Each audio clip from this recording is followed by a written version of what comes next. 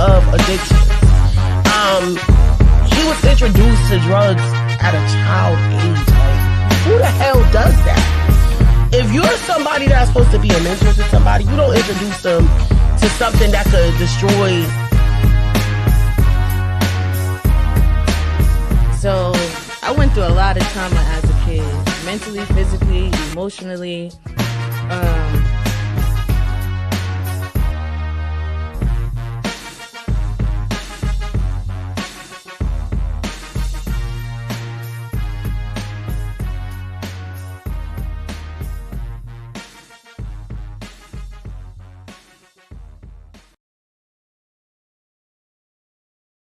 It is basically going to be about the industry, about people in the industry, about common day people judging people about addictions and stuff.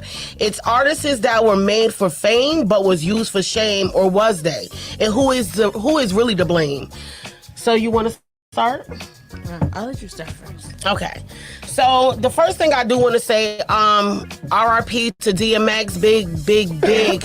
Whether anybody know it or not, he is a spiritual angel.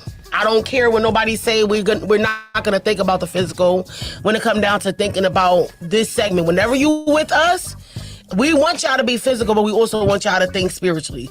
That means no judgment, no nothing. So before we even get started, the first thing I do want to say with DMX, he had a story that I read. I read the article. That's one thing.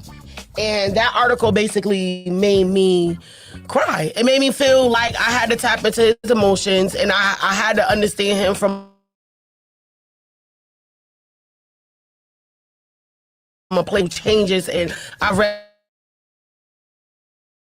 through what the childhood basically was speaking about, and I can relate in some way, but I can't relate because I don't know what it feel like.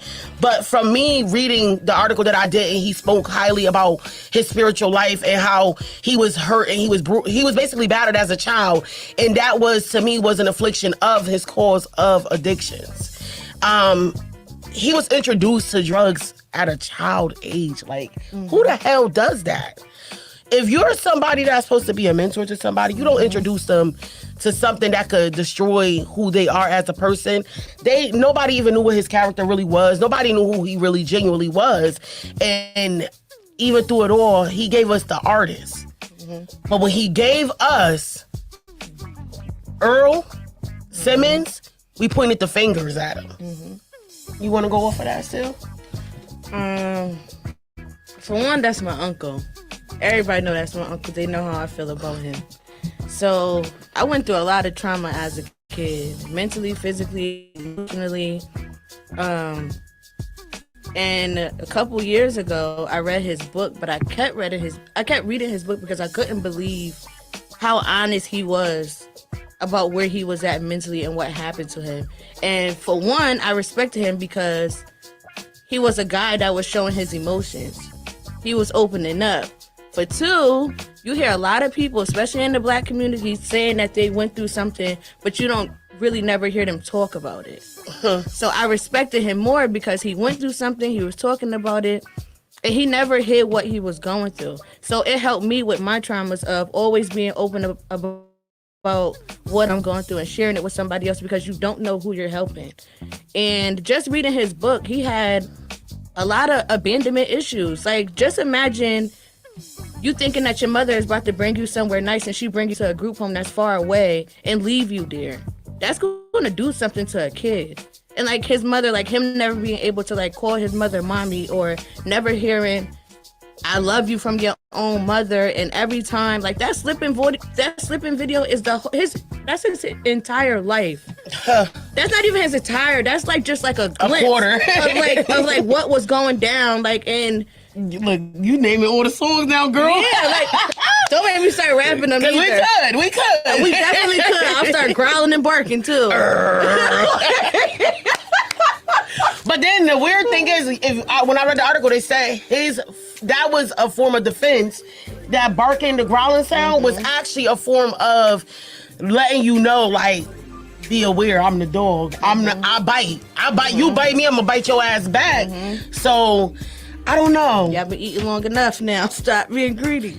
So it's just to go back to like where you said like somebody introducing drugs to him at a young age, and to be completely honest, there are a lot of older sick people that don't even care about the younger generation. They see potential, they know that it didn't happen for them, and they don't want it to happen for you. So that's how I'm looking at it, because that's exactly how situations happen. That's definitely. If somebody has talent in music, somebody has talent in a sport or artist, or just something that they never was.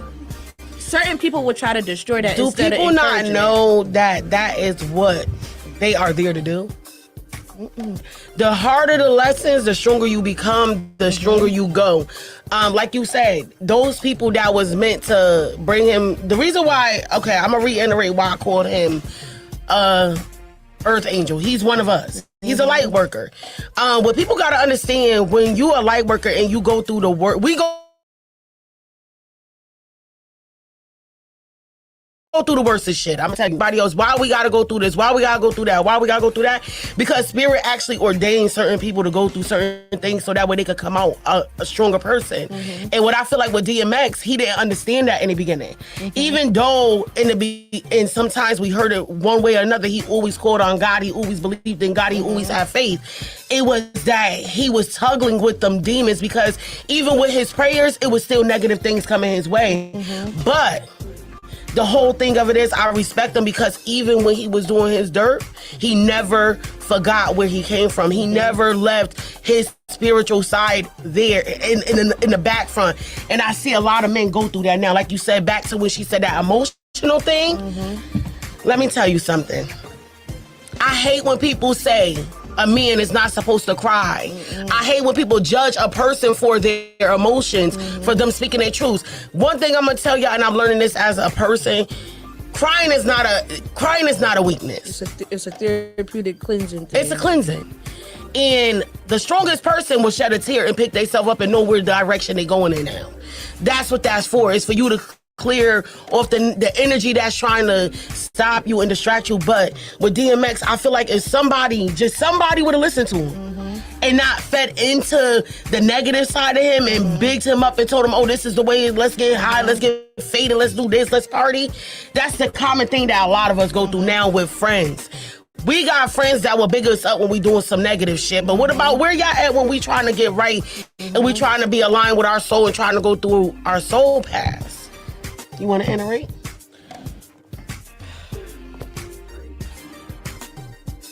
It's so much I want to say about. No, go ahead. For one, I'm pissed off because I feel like the love that he's been shown right now should have been shown. Like, he's been crying out for years since he came out. That should have been shown to him. And I'm just like you saying, like, men are supposed to cry. The weakest thing a man can do is to like make it seem like he don't cry, nothing's wrong with him, he not bothered by nothing. Like, I have had so many men come to me. I work in substance abuse and mental health. So many men come to me about confessions, their traumas, things that like deep rooted stuff where I'm like, damn, you trust me enough to tell me this? Like, sacred stuff. And they hold a lot in. Like, women, we go through molestation, rape, drug addiction, abandonment issues. We go through all types of stuff, and guys go through the same things too.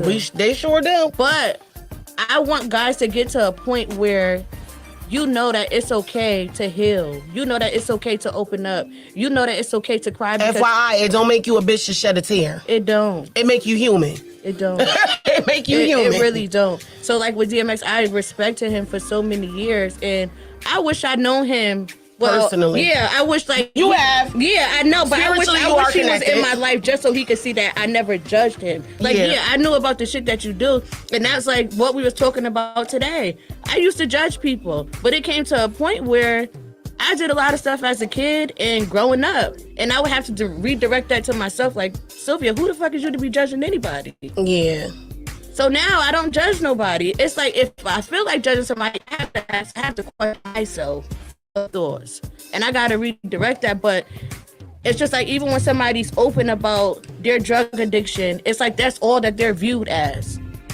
They're not their problem. You need to listen. One thing I learned, me doing the spirituality readings and me working with different clients, a lot of my clients come from broken homes, from situations where they had to find ways of means to survive. And I always say, somebody asked me one day, do you think somebody that was brought up off of survival can relate with somebody brought up off of love? No, we may not relate in certain areas, but we need each other. It's vital. It's vital because if DMX would have had somebody that really genuinely showed him compassion and love and never judged him about his addictions and actually walked with him every day and was his backbone and his strength, I think he would have been better off.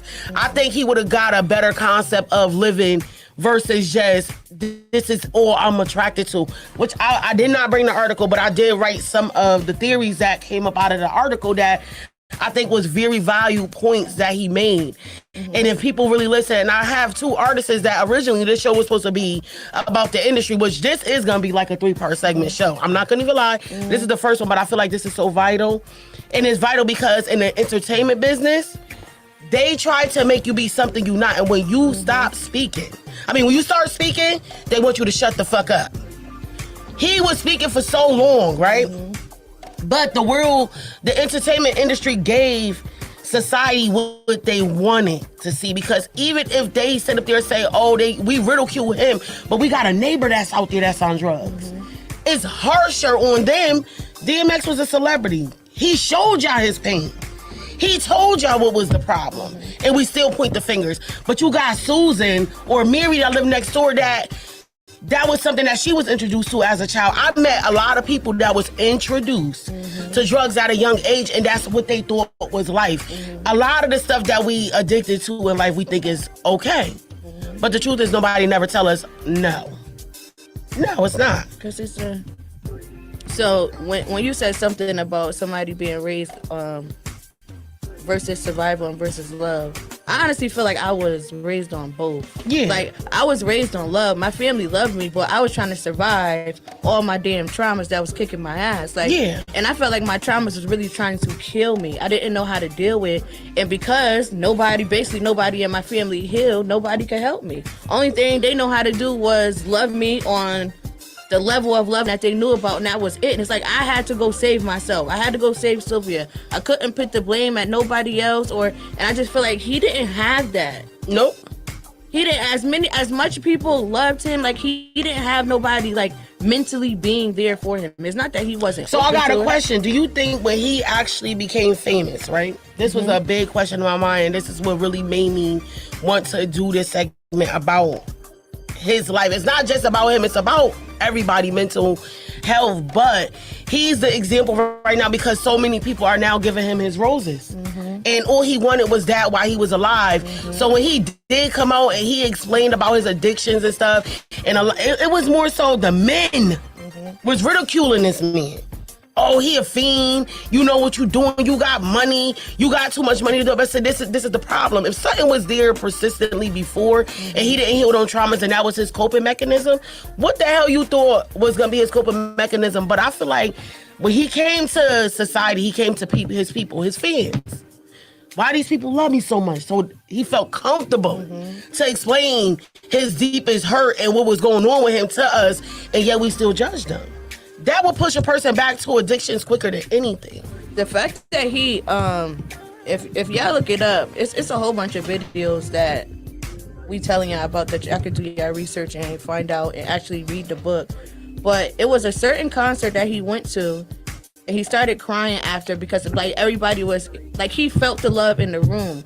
But because his mother didn't love him, because his father neglected him and didn't have nothing to do with him, he didn't know how to receive that. That's just like now to like, and a lot of days people are like, well, I don't trust nobody. That shit not cute to say. Like, it's nobody on your team that you can trust.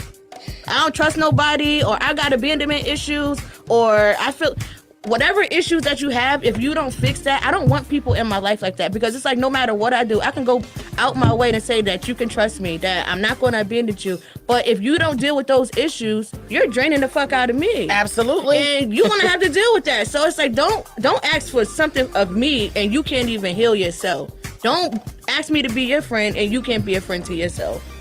And to go along with that, like, sometimes being a friend is not being there all the time, because sometimes some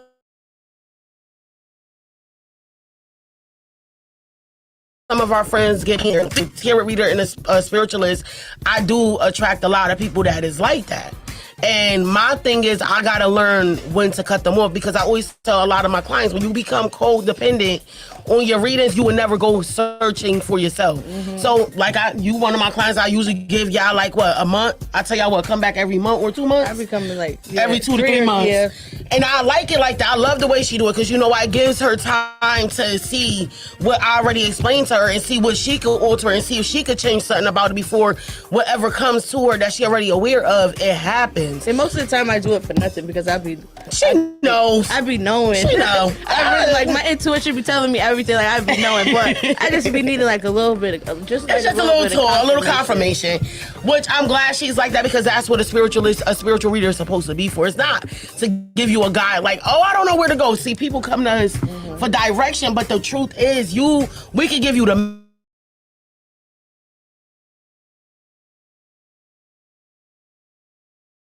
map, but that you're not going to understand.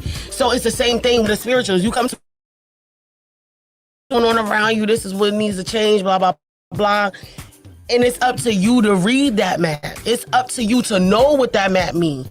That's why I say you can't force people to heal. You can't force none of that. Because somebody will heal when it's their timing. But in the case of DMX, I'm going to read this really quick, and then we're going to go into something else. This is DMX. But I also wrote about the Lil Nas X thing. I'm going to cover it just for a moment, because it's relating to what's going on with DMX as well. It says, artists that were made for fame but used for shame, or was they? Is it more than what meets the eye, and who is really to blame? I just asked like 3 different questions. Some of these music artists are made for fame. They talented as hell. They creative. They got the whole concept of whip bam. But when they a lot of them come from homes like poverty and stuff that they had to, we get excited about when we get famous. That's one thing I learned. We even felt like that. Girl, we look good. Like, this feel like some celebrity shit going on. We rushed it. Hold on, we coming. No, but seriously, like, I get it. It's an adrenaline thing. You get it.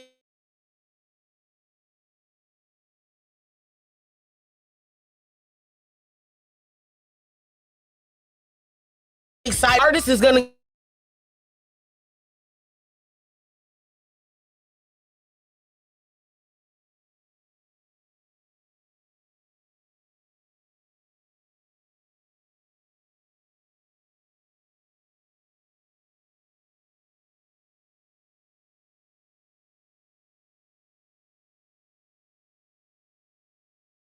give you the artist. Gave up artist.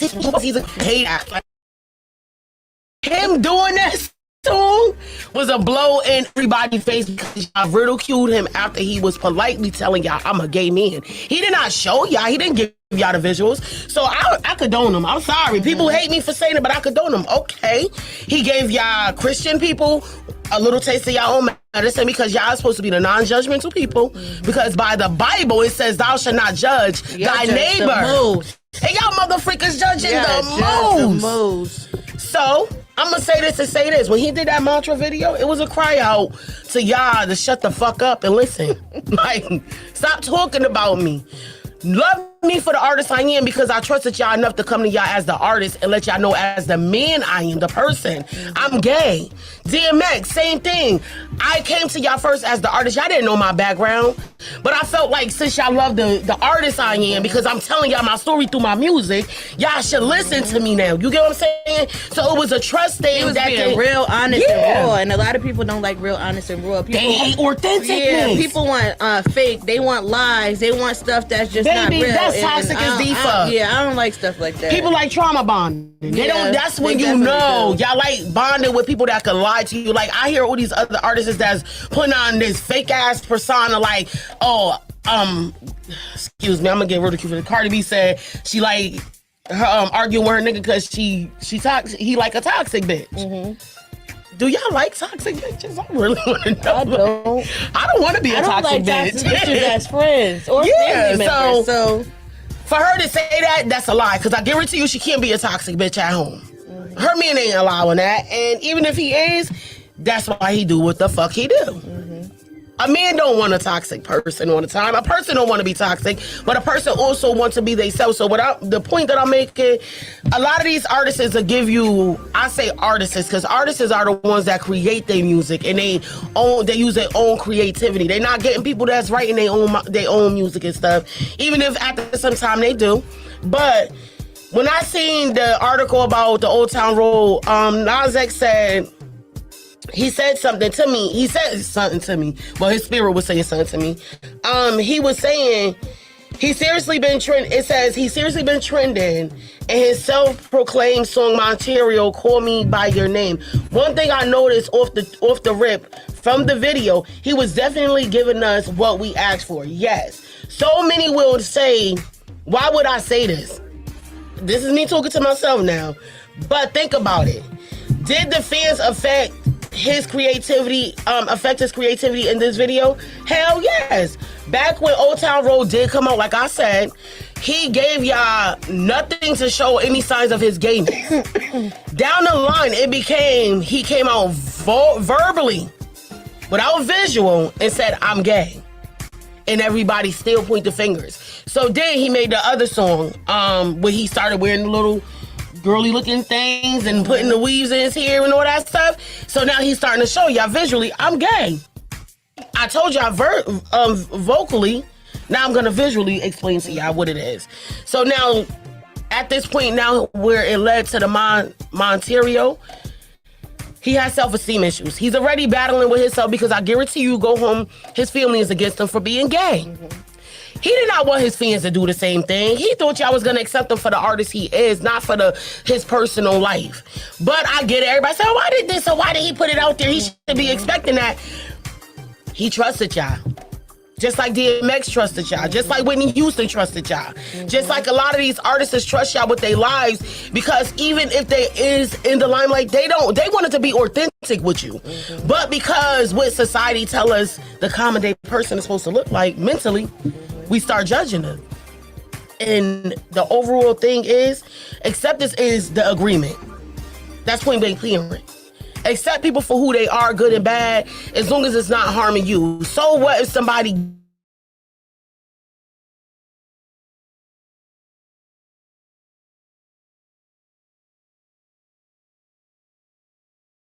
gay? We also still human. They still human. You want to go on for something? I think people need to learn to just mind their damn business. Like, it don't got nothing to do with you. Like, if I'm more of a person, I don't like when people bring me drama. Don't bring me gossip about somebody. You're like, "Oh, you heard about so-and-so, so what the fuck did I do?" Right. It don't got nothing to do with me. Why you telling me that? Like, y'all have to stop being so focused, and like, people get so focused on what celebrities do. So what? They're still human. They go through the same things. Like, y'all put them on this high bracket, like they don't have the same issues that we have. They do. But no, you know what people have the world. They got the money. Yeah, that they do. Think they and then don't. they have the world just watching them, and then like just judging. Like, you don't ever sit back and think like how hard that is to like be inside the world and like just imagine what Whitney Houston went through. Just imagine. I could relate to her. Just imagine. So stuff like that, it's like y'all gotta stop going after people past. Like, I got a pass. You know, I got a pass. You know, I am not afraid to tell you anything that you want to know about me, because that's my past. That's something that I did. I don't live there anymore. Yeah. I don't use that to like beat myself up and self-sabotage myself. So I moved on from it. Like, yeah, I may go back to it to help somebody else, but I'm not going back to that. Absolutely. And you really have to put yourself in, like right now, a lot of people have a problem with being stuck. Because they feel like healing is too much, when healing is the easiest thing. And I'm telling you, healing is the easiest thing, because healing is what I actually do for myself so I can be better. So I can be better for myself, so I can be better when I have a child, so I can be better if I get married, so I can be better so I don't bleed on other people. And people look at healing so hard, but it was like some things that I thought that I would actually take to the grave with me and never told. But God actually brought me somebody to actually say, like, these are my traumas. These are the things that I wrestle with when I'm by myself, or like when somebody brings me to a point. And just to say that and get it like a whole weight is like lifted off of my chest. Like, that's something I don't gotta live with. But it's like in your head, for one, we overthink a lot of shit that's not gonna happen. Like, you're gonna think it's gonna go down and people gonna judge you. No, you gotta map it out. You gotta literally manifest this stuff. You gotta manifest the people for your healing. You have to like get out of the area. I had to get out of New Haven for one, because it wasn't helping me. It wasn't serving me. It wasn't the people. Well, I can't say it was the people. It was the energy. And just me thinking to move back here, I can't, because for one, I know everybody, basically. Yes. But two, I am very sensitive to other people's energy, and I get drained real quick. Like, I need to go away. I don't need to be around. For what? It's not serving me. And you have to get out of a place. You have to get out of an environment that's not serving you.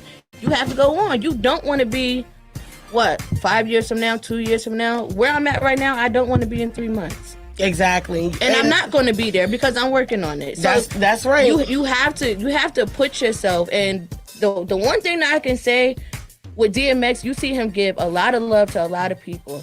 For one, the love that you give people, the care that you give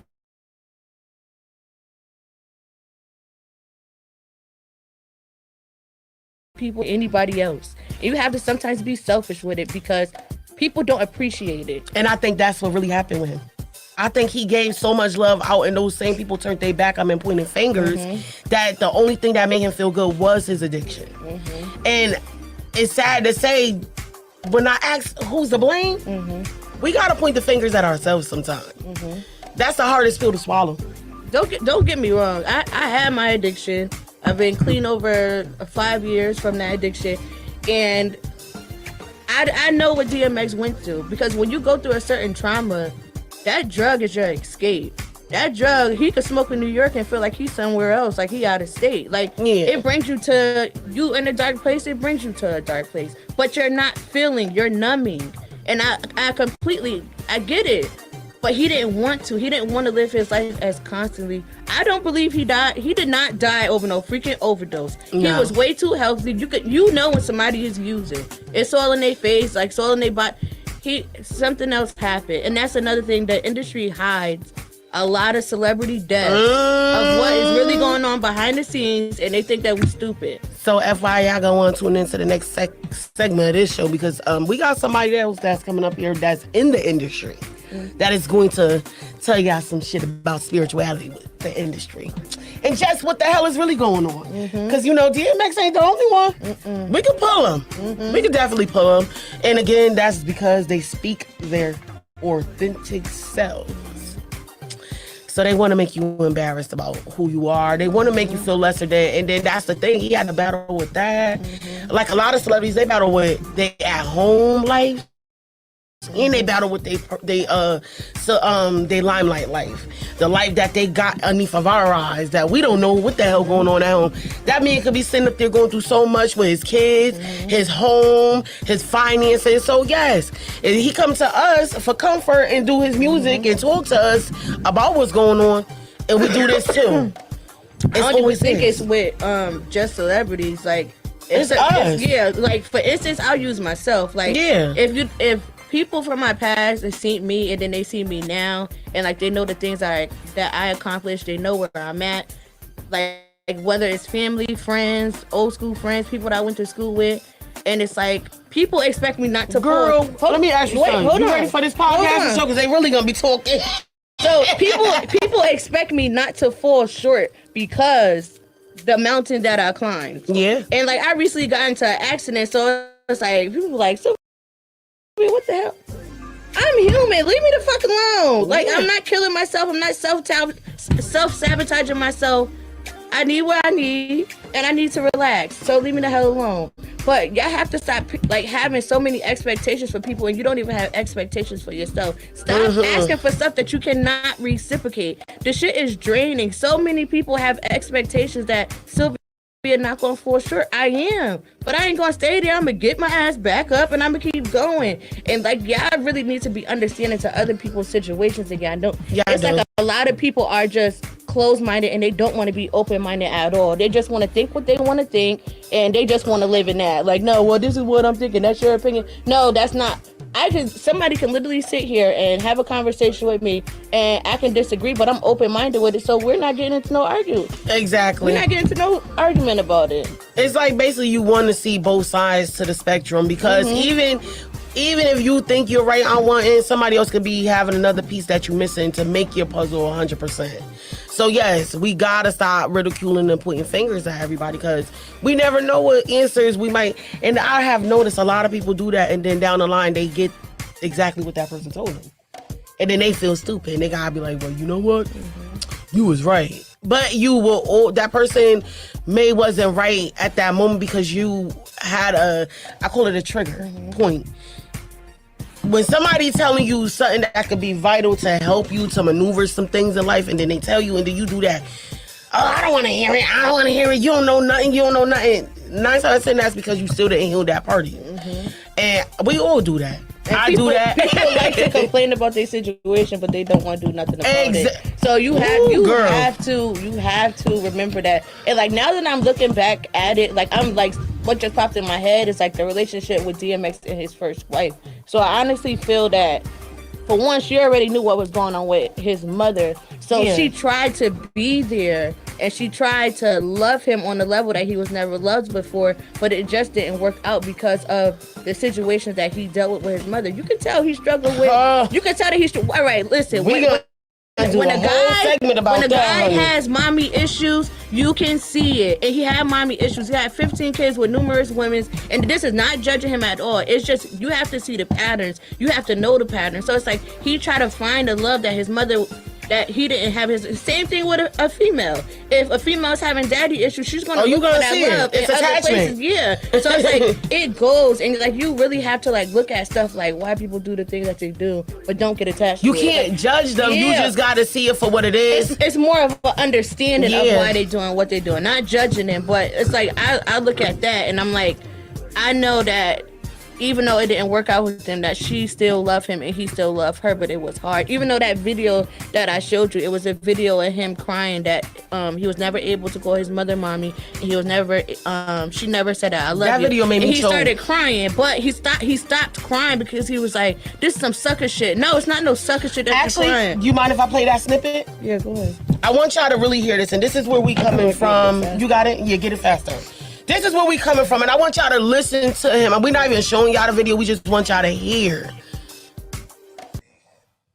I used to always turn to drugs when, just I was feeling a certain way. And now that I'm not doing that, you know what I'm saying? Sometimes when the pressure builds up, I'll call, Bino and be like, that's all. I just wanted to say, mommy. You never got to have that mommy experience. No. And she never, not once, she ever told me that she loved me. I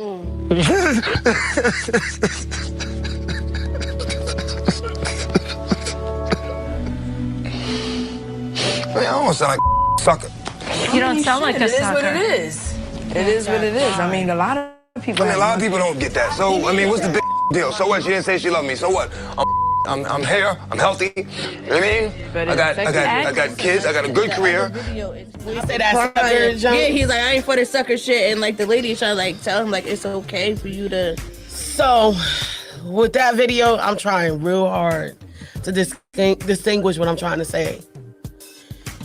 He had an outburst, a cry, and that was a war cry. People don't understand what a war cry sound like. War cries is He's been fighting for too long. His soul was tired of holding back. So him, and that was something that was aching him for a long time. That you know when people say, "Oh, I'm fighting demons," he was fighting his demons heavy.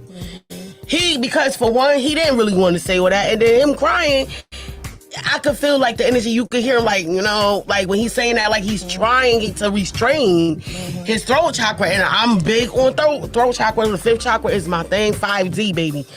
We are in the 5D. You gotta speak your truth, man. Start speaking up. A lot of y'all men take toxic situations and just be like, "Oh, I'm a man. I'm supposed to go through that." Bro, you're fucking human. You're not supposed to go through all that. I know some peaceful men, okay? There are peaceful men out here. So that's why mentally there for you is going to help y'all men, because I still think, remember when we was discussing and saying having a round table discussion with men and women? I think we still going to do that. I think that's something that I want to do probably in the next few weeks. Why? Because a lot of men don't get to... I want to hear what men feel about women when we ridicule them. And I hate the fact, like, one thing I could say when he did that outburst, it let me know that a lot of women judged him about his tears because he didn't really want to cry in front of a woman. His mom told him, probably called him a bitch for crying. I hear a lot of men say that. Oh, my mom called me a bitch. But your mom is a man then, huh? She can tell you what a man is. She can tell a man not to cry.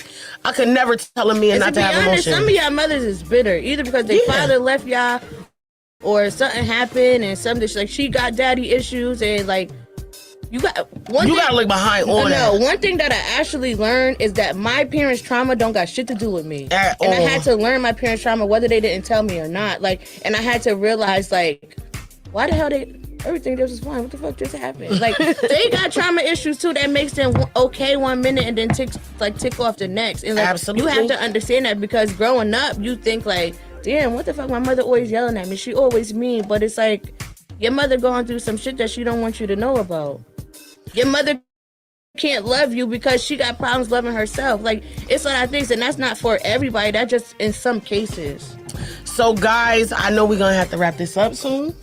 What I am going to say, I want y'all to really, really pay attention to how we pointing the fingers at everybody, how we ridiculing these celebrities because of their addictions and stuff, and start looking at the person and not just the artist. They give y'all something for y'all to be entertained with. How about y'all know the person first? Don't just go off of what everybody else saying. Have that judgmental eye to the side. Stop judging everybody. And what I do want to say, rest in peace to DMX. And I really wish he could have got his flowers a whole lot more with him being here instead of y'all pointing the fingers at him, because maybe that would have been helping him with his sobriety, just like a lot of other people in our physical day. We got family members that have It is addictions. crazy because I never met him, but I feel like I gave him his flowers. Like, as far as how hard I went for him while he was here. You're probably a part of his soul family and just don't know. I believe in that big time. That's a whole nother subject. But, because we gonna like this girl. But no, seriously, y'all, this is Queen Z Spiritual Insight, and you are now watching the podcast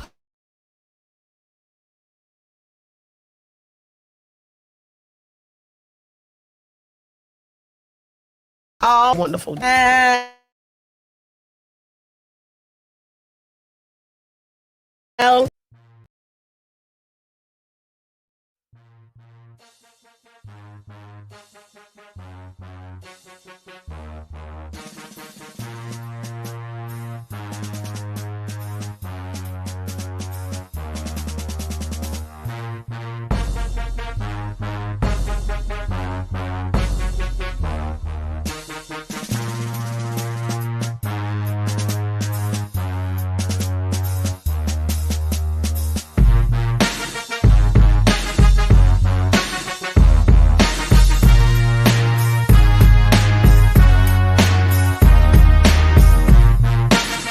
of addiction.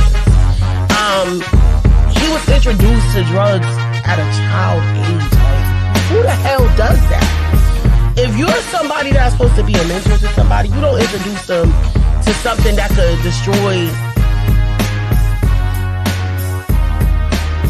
So I went through a lot of trauma as a kid, mentally, physically, emotionally.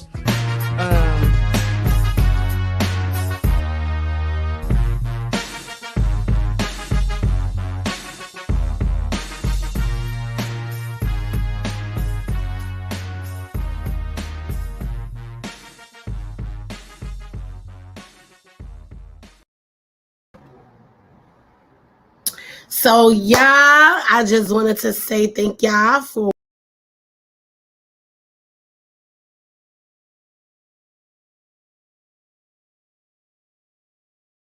so